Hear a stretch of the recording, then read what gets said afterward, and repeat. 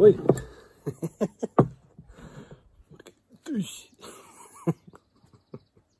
Almost killed my only friend, my only contact. How you doing, everybody? This is Andrew. If you don't know me, I'm from Wildview Retreat. I'm a nutritional therapist, and this is Cristiano Ronaldo, otherwise known as Wilson Ronaldo. Literally my only friend and only person I've been able to talk to the last month or so, and he's been doing my head in.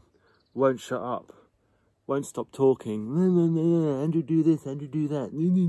Oh, do my nutting, shut up. Oh, I'm so stressed. In all seriousness, I am pretty stressed because obviously, just like you, it is a pretty crappy situation. We are all locked down. I haven't seen my wife now for nearly 2 months. That is a nightmare. No guests, no business, no income, no nothing. And I'm absolutely positive that you have your exact same very real situation wherever you are, and it's a nightmare. So I thought it would be a useful thing for me to do, to share my experience with stress and cortisol, or my solutions that I've learned over the years to help me deal with that. So I'm a nutritional therapist. It was a 3-year program which I completed 3 years ago now. And one of the key things that got me into it was the fact that I could never seem to get my stress under control. I seem to always be a quite a stressy person, on edge, and just unable just to go with the flow, like so many people are like, oh no, relax, you know. I was like, ooh. So you know, I wanted to explore what was going on, and I learned a lot in my time just before I even got into my studies. But obviously my 3 years studying all about nutritional therapy and biochemical systems in the body, nervous system, endocrine system, etc., etc. I've learned a lot about what are the processes that causes you to be stressed and why, and what solutions you can put in place. So I'm going to talk about, for the next 5 or 6 minutes, about why stress is so important to understand and why it is so bad for you. And I'm also going to explain some of the things that you can do to help yourself with stress. So as you all know, stress is basically a natural animal instinct, a hormonal instinct for survival. If we didn't have stress, then we wouldn't have the chemical systems activated in our body to run out the way when a bus is about to knock us over. Or back in the day, you know, you've heard of the old you know, scenario of being chased by the tiger. Or on the other hand, suddenly you've been waiting for 3 hours in the bushes for that prey to come along, and then suddenly bang, it's there, like go, go, go, go, go. So so cortisol and adrenaline, I'm talking about cortisol specifically today, is a natural thing, and it's a normal thing, it's a great thing, it's important, it's essential for our survival. Now back in the day, you know, our cortisol levels were raised maybe once every couple of days. You know, the rest of the time we're just sleeping and eating. Whereas now, of course, our cortisol levels are elevated near off constantly. And it's something that was really affecting me when I was living and working back in London. And I am embarrassed to admit, thought I was solving and helping it by drinking wine most nights. And it just made the situation worse, because I was having terrible alcohol-induced sleep. And the next day I was just even more groggy and even more uptight and frustrated. And it was affecting my blood glucose balance, which I'll talk about in a minute. So I had to find a way to deal with it without alcohol, and I'll explain what I did. But first of all, what I want to do is talk about why the elevation of cortisol on a consistent basis is so bad for you and so bad for your health. So basically, what is it? What's going on there? So basically, the reason why cortisol, what happens when cortisol is secreted, is its primary purpose is to increase. One of the primary purposes is to increase the level of glucose in your blood, blood sugar in your blood. And why would it do that? Well, because you need more energy, and you need to be able to fight that tiger or jump out the way of that from that bus. And that's brilliant in that 20-second moment where you need that, or that 2-minute moment where you need that. But of course, if you are if you have elevated levels of cortisol constantly, then your blood glucose levels are going to be elevated constantly, if that makes sense, and that's not a good thing. So basically what happens from a biochemical point of view is that the liver will create more glucose in the blood from breaking down proteins, so it's actually creating more glucose, more sugar in the blood just in its own way, rather than even just eating. So obviously eating sugars and carbohydrates increases blood sugar levels, but you know, when you're stressed, when you have cortisol, it's actually elevating it anyway, even more so. So that elevated blood sugar levels enables you to deal with the situation. And on top of that, there's another mechanism that's going on. It's called insulin resistance. So I'm sure you're probably aware, but insulin and blood sugars are related to diabetes. But basically, insulin is a hormone secreted by the pancreas in order to get the blood sugar into the cell, in order for you to use the energy, essentially. Now, when you're stressed, the body's purpose is to keep the blood sugar elevated, so it doesn't want the insulin to get the sugar into the cell. So we have this sort of thing called insulin resistance, where it suppresses the insulin and stops the sugar from the blood glucose from getting into the cell. So you have a situation where you have increased production of glucose, and then you have a situation where there's suppressed kind of getting the sugar into the cell. That makes sense. So the insulin stops working. That's great for 20 seconds whilst you're fighting the tiger, or you're running away from the bus, or you're whatever it is you may be doing. But elevated levels of blood glucose on a consistent, frequent basis is very, very damaging. As we're all fully aware, that type 2 diabetes is an absolute nightmare epidemic that is going on, occurring throughout the world, and it's a really, really, really, really big problem. And so if you're constantly stressed with cortisol, you're going to be increasing your risk of getting type 2 diabetes with increased levels of blood glucose, essentially, and making your cells resistant to insulin, so insulin resistance, okay? It's also going to be making your pancreas working increasingly hard and all the time to create more and more insulin, which isn't going to get used. So it's this vicious cycle, essentially. So that's the first thing, increasing your risk of type 2 diabetes. The second thing, in that process, can you think what else is going on? Essentially, the energy and the sugar that you're creating is not getting into the cell. And because you're becoming more insulin resistant because of the cortisol, because of the stress, and because it's not getting into the cell, your cells do not have the glucose that you need to function. So you end up having more and more cravings for sugar and more cravings for carbohydrates. So then you end up eating more and eating more sugar. So that's where the sugar cravings are coming from when you're stressed. So the knock-on effect of that is that then increases your susceptibility to weight gain and obesity.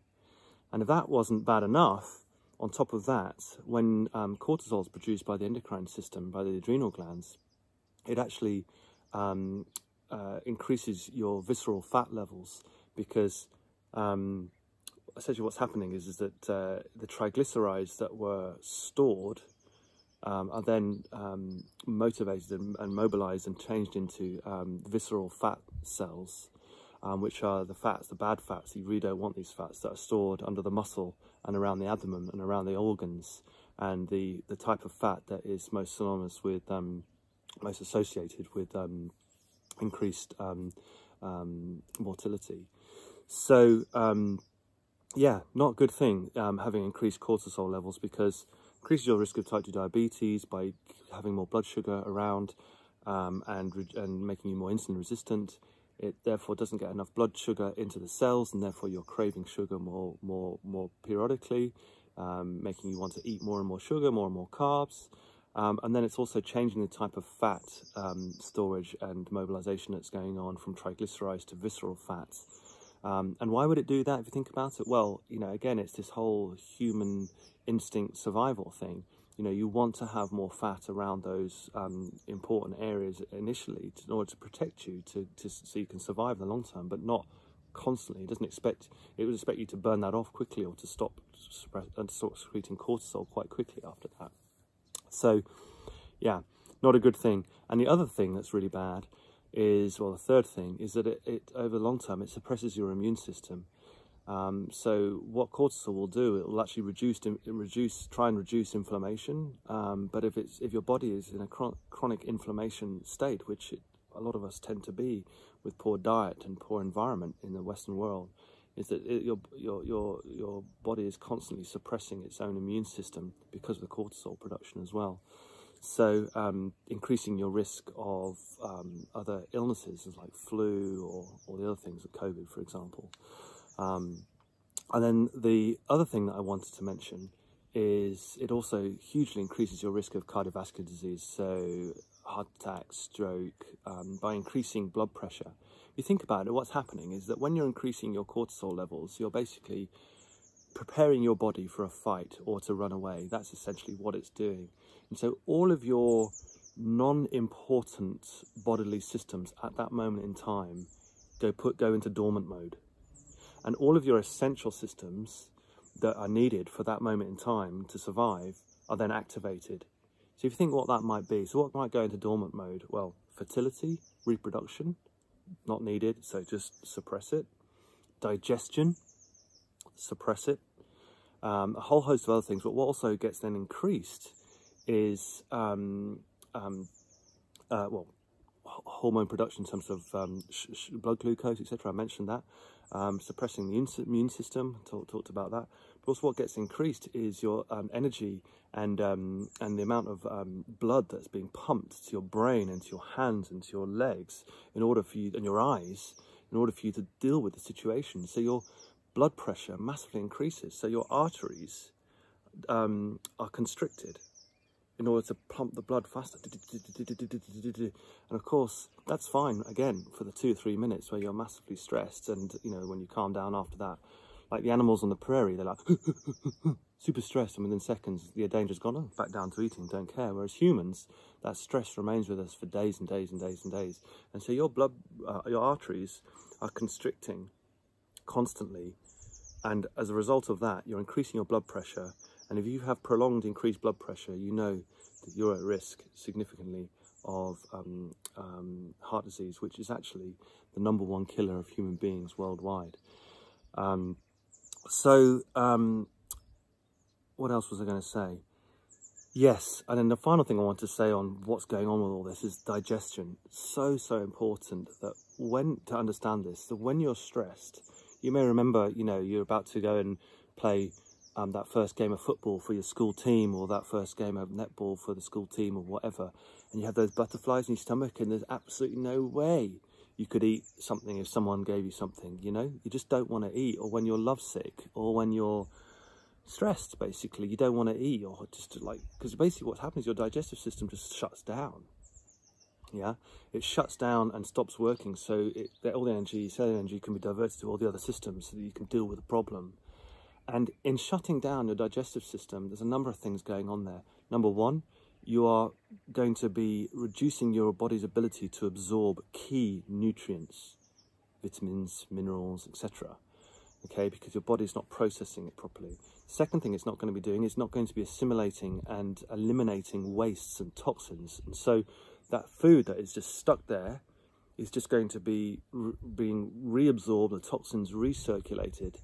And peristalsis, the smooth muscle action in the digestive system, which gradually moves all that shit, sorry, but it is, but down, that is going to slow down and near stop, and so you're not going to be going to the loo, so you could end up in a situation where you're constipated for a while, and that is not a good thing. Constant stress for years has a huge impact and a big relationship with the likes of the cancers and other major chronic diseases, because toxins are not being eliminated. Those nasty toxins that you want to get out of your body are just being stored and recirculated constantly. So not all very good news, is it, cortisol? Fine, if it's just for a little bit, just to run away from you know, a significant event. But if it's constant, it's really bad. So I know that the problem right now is that we're all in lockdown, we're all stressed, we don't know when this is going to be over, you know, money's tight, having challenges with our relationships, it's really difficult, and all of us, our cortisol levels will be elevated. It is natural, it's normal. Try not to worry too much about the fact that it is elevated. It's just the fact that it's just the way it is, and it will pass and it will get over. Well, what I wanted to do was just for 2 minutes touch on some of the key things that you can do to reduce your cortisol. Now, forget supplements for the time being. Too many people run straight to supplements as the first port of call. It's not a good idea. You want to try and sort out your environment and your diet first. So you want to be cutting out processed foods, and you want to be, what I mean by processed foods are packet biscuits, sweets, things in a packet, cereals, all that stuff that's processed. All the nutrients are stripped out of it, and they've got a packet load of sugar in there. Try and reduce your sugar intake, okay? Don't have any added sugar in anything. And if you are going to add sugar something, try and make it a natural sugar, like a coconut sugar or something. But really watch out for your sugar intake when you're stressed. It's a really, really big issue. I obviously mentioned that right at the start with your blood glucose. And then, oh, my low battery. Excuse me. Is it still going? Yes, it is. All right. So, and then obviously environment. I know that's incredibly difficult to deal with right now, but try and find time in the day for just 5 minutes of breathing exercises. Holding, breathing in for 6 and out for 8, holding it for 2 and then breathing in for 6 and out for 8. And do that for 5 or 6 minutes and you'll find it's amazing at just calming you down, calming the, it's a catalyst for the parasympathetic nervous system, which is the antagonist to the sympathetic nervous system, the stress system. So breathing exercises, reducing your sugar, meditation. If you haven't got into meditation already, there's loads of apps out there. Try that, it's amazing. And a couple of sort of diet supplement things here. Alcohol. You must be aware that alcohol is sugar. It's also toxic. It's just not going to help you, is it? We think that it's calming us down at night, and it does. But then basically what happens after the second or third drink is the neurotransmitter process that is relaxing you flips over and then becomes excitatory, and you're not going to get good sleep, and you're just going to have an agitated sleep, and you're going to wake up feeling pretty awful. So try and reduce your alcohol. It's really, really important. One thing I would say has been amazing for me is green tea. So green tea has one of the important amino acids called L-theanine, which you can also get in supplement form, 300 milligrams, one a day. I find very helpful. Or the best thing you can do is just start getting into green tea. Now, it has loads and loads of L-theanine. It also has a load of phytonutrients and flavonoids, which are important, antioxidants, really high level of antioxidants, and really, really good for you. I know a lot of you and a lot of people say, oh, I don't like green tea, it's not very nice. It's health, it's medicine. See it as your medicine. It's so important. Don't just see it as, oh, it's a cup of tea. It's actually something that's going to help you and make you feel good. So I actually drink, well, this is just a little pot I've got here today, but I just wanted to show you this. I make one of these every day. Thank you, Ryan, one of my best friends who got that for my birthday the other year. And then I put it into a flask, and I just sip that all day. And I physically notice when I'm stressed, if I down a glass of green tea, it just calms me right down. Try it, guys. Honestly, it will really help you. The other thing that you can do is this amazing adaptogen herb called ashwagandha. Can you see that? Ashwagandha. It's kind of Ayurvedic medicine, Indian medicine, and it works. It's a root vegetable that is ground down into powder. It's called an adaptogen herb. The reason why it's called an adaptogen herb is because it allows you to rebalance and adapt better. There's a whole load of them out there, but this is one that's particularly good for the calming the nervous system. And I put half a teaspoon of that in my smoothie every morning, raspberries and all kinds of things in there, and don't even notice it because it doesn't taste good on its own, so just disguise it in something. So ashwagandha, folks, really, really important. Oh, the other thing I mentioned, green tea. So you can buy, I got really into loose leaf teas, cheaper and much better quality, organic. But the other thing is matcha. Have you heard of matcha? Matcha green tea is basically, when you have normal green tea, it's just you're putting the leaves into hot water and what's the word? Oh, my brain's gone. But whereas this, it's actually concentrated form, and you're actually drinking the whole lot of it. So it's a teaspoon of this. I blend it in with some nut milk or some oat milk in a NutriBullet, heat it up on the stove, and it's super, super delicious. 1 teaspoon of that, and it's a really, really good quality concentrated form. So we talked about L-theanine, we talked about green tea associated with that, we talked about ashwagandha. This is more matcha as well. It's really good stuff. Magnesium, guys, magnesium. This is so important. Magnesium is very, very good at calming and relaxing you. You can either have a hot bath with magnesium flakes in, or you can have the spray. I find particularly good at putting on your shoulders, and just takes all the stress and tension out of your neck. And why? Well, because in order for your muscles to contract, we require adenosine triphosphate, which is our energy molecule that we create, plus calcium, one of the minerals. In order to relax, we require ATP plus magnesium. Now, unfortunately, none of us are eating enough green vegetables, and so we don't have enough magnesium in our bodies. So it's definitely one of your maintenance dose, regular daily things that you should be doing.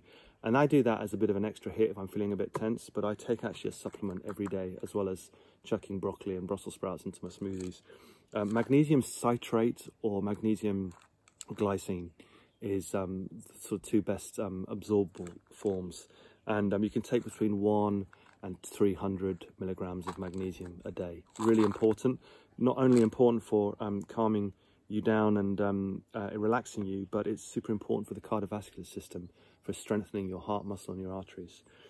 Then the other thing I'd say is vitamin C. You can either take it in liposomal form, or you can take 1,000 milligrams timed released capsules of vitamin C. Why? Because when we're super stressed, we're going to be using up all of our vitamins and antioxidants. You want to basically replenish them. And then the final thing I would say is, if you haven't heard of this, GABA. So GABA, you can't really get it in the UK. You can either get it in Europe or in America. I got this one from America. GABA is a neurotransmitter that we create naturally in our body. Now, why some people might be more stressed than others is because potentially your genetics, you may have errors on your genes and your enzymes that create this molecule more so than other people. Now, I'm not going to get into that. I don't want to make excuses for that, but I know some people are more stressed than others, and it could be environment, it could be down to your biochemistry, and it could be down to your genetic blueprint. Now, the reason why you can't get this in the UK is because the UK government has concluded that, just like melatonin, which is a sleep hormone, we shouldn't be taking the replacement stuff. Yeah. So you can get it in the States, but I found it incredibly helpful for calming the nervous system, because basically it inhibits cortisol. That's what it naturally does in the body. When we have too much cortisol, GABA inhibits cortisol and calms you down. And I found that when I was working in London 5-6 years ago, and I was super stressed, I'd take one of these at night. I was taking it, and I would be able to sleep so much better. And that, ladies and gents, was my replacement for my 2 or 3 glasses of red wine. And that saved me. Well, you know, what can I say? I haven't drunk alcohol for 2.5 years now. I don't need to. I have no need to. I only drank it because I felt this need to try and help myself in the evenings. I found a replacement. What you don't want to do, though, is start taking it regularly after 6 months, for example, because then, like taking melatonin regularly, the sleep hormone, what might happen is it might make your body, how can we say, a bit dormant and stop it from trying to create its own stuff, if that makes sense. You don't want to with all this stuff, you want to sort of take it for a period of time. And this one's 750 milligrams. I started taking 500 milligrams when I first started taking it, one in the evening, and I found that when I took that, I didn't need my glass of red wine. So it's an option, folks. But remember, if you do take it, just do it for a couple of months. And then see how you feel, and then you might find you might be able to transition and move off the alcohol altogether. I hope that was helpful. If it was, please say something. I'm sick to death of this guy.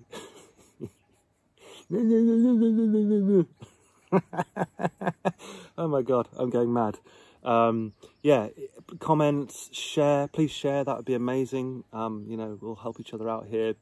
If you think this was helpful for other people, share it. And, if you've got any questions, this actually, I initiated this little talk because one of our guests from last year messaged me and asked if I could recommend anything for stress and cortisol. So thank you. I won't mention names, that's not fair, but thank you to you. You know who you are for asking me to do this. Stay well, guys, and we'll hopefully see you all very soon.